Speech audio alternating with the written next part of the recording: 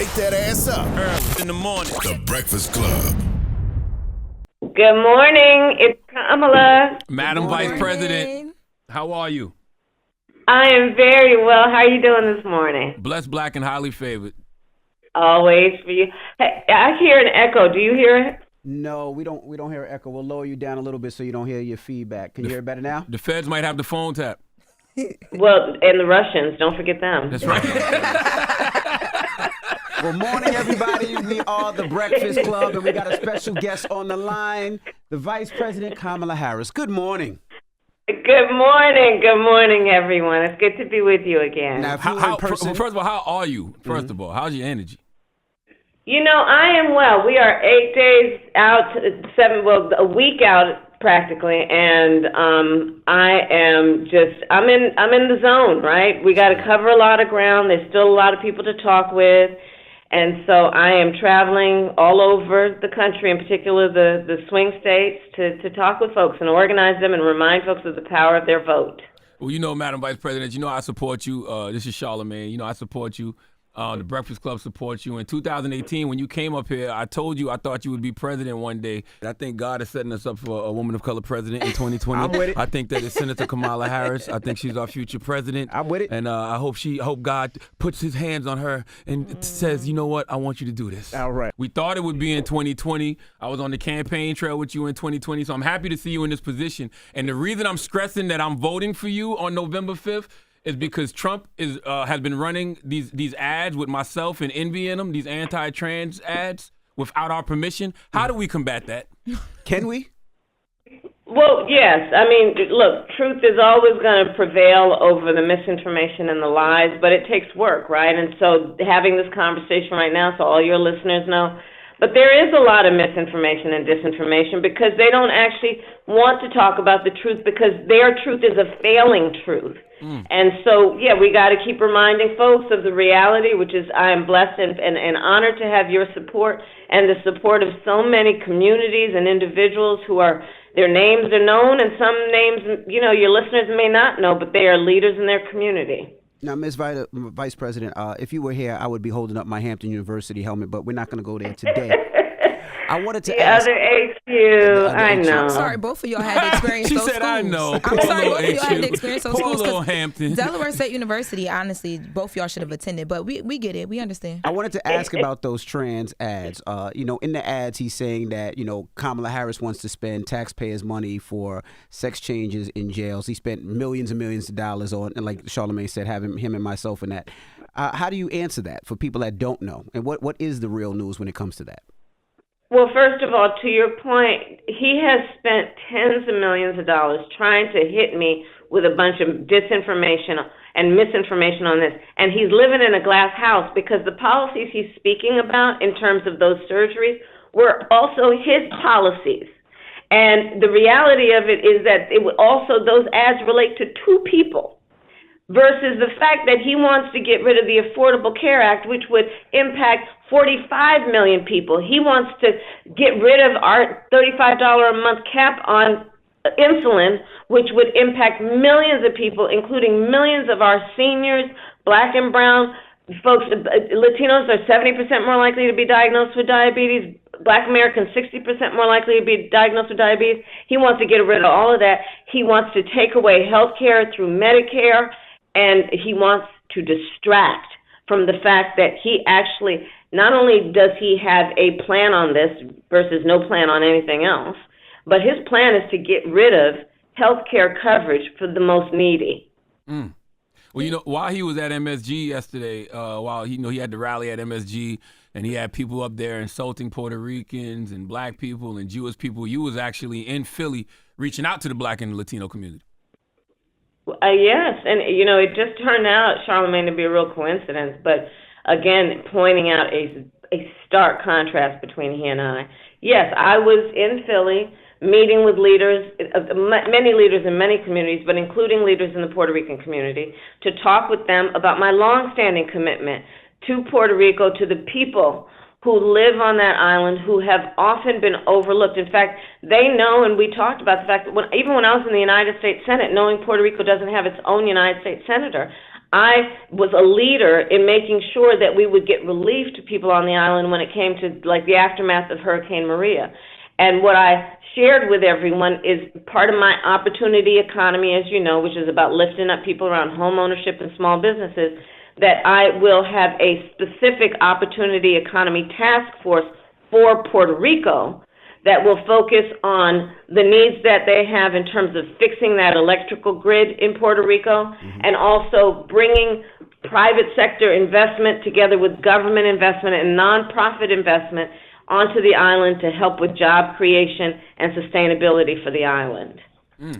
Now VP Harris, this is Lauren. Nice to meet you. We talk a lot up here about the black men conversation, the fact that people, they keep trying to push this whole black men are not supporting Kamala Harris. That's a lie. And my question to you is the fact that, even if it's a lie, people are still saying it. What is your strong push to any black man right now that feels like you're not speaking directly to them and about the things that they should care about for their families and for themselves?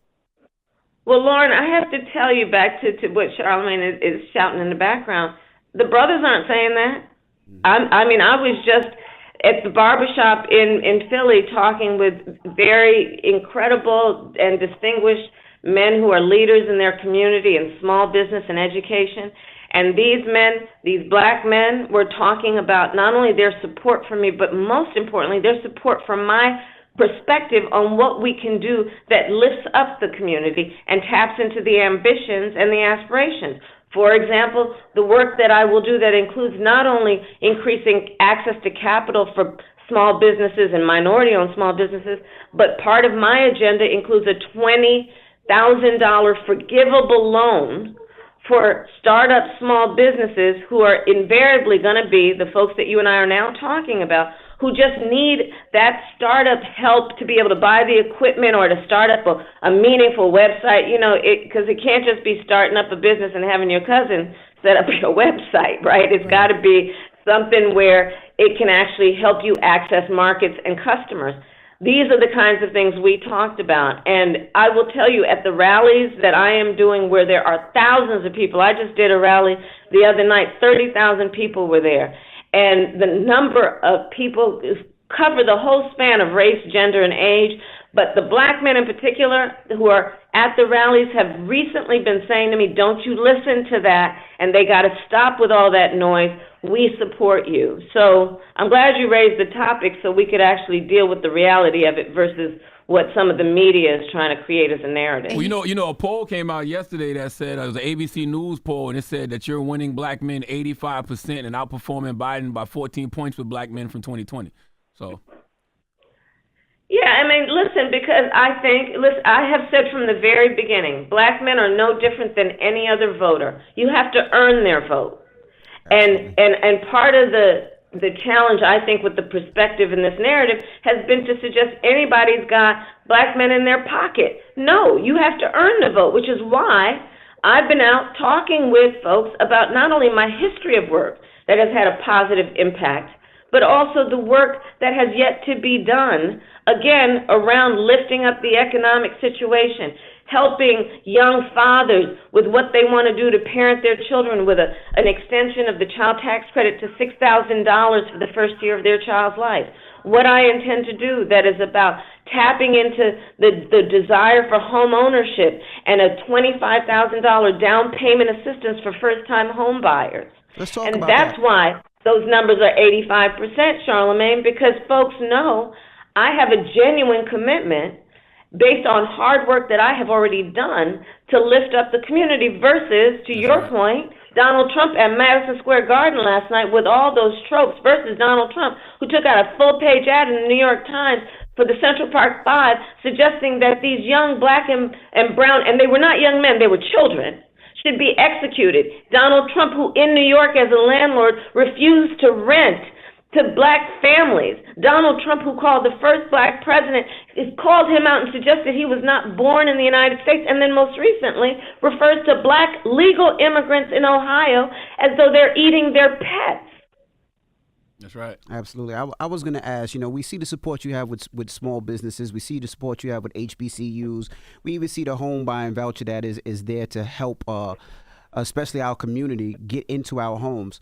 What is your message to these undecided voters that are right now, we're a week away, that still don't know which way they want to go, and everything that you're trying to do that's positive, they say, well, the home buying voucher is just going to make people charge more money for houses, and HBCUs is for this and for that. What do you say to those undecided voters right now that we're a week away?